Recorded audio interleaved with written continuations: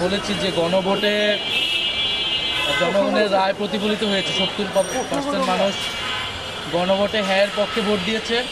BNP নিজেও এই নির্বাচনে গণভোটে অংশগ্রহণ করেছে।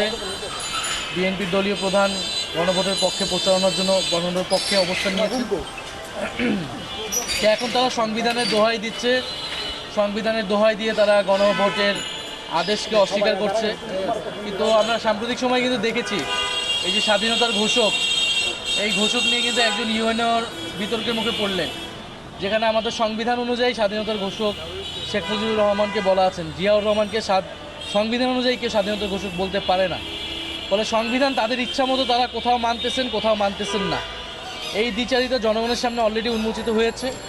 ফলে আমরা আমাদের আহ্বান থাকবে যে অতি দ্রুত তার সাথে গণভোটের গণরায়কে মেনে নিয়ে সংবিধান সংস্কার পরিষদ তৈরি করা, সেখানে সকল সংস্কারগুলো বাস্তবায়ন করা।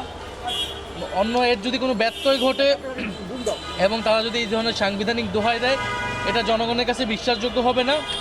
এইটা রাজনৈতিক আস্থার সংকট তৈরি করবে এবং তখন এই জিনিস আসলে রাজপথে গড়াবে। তো সেই জিনিস যাতে রাজপথে না গড়ায়, সংসদে সমাধান হয়, এটার দায়িত্ব আসলে সরকারি দলকে নিতে হবে, যেহেতু তারাই মেজরিটিতে আছে। ঠিক আছে।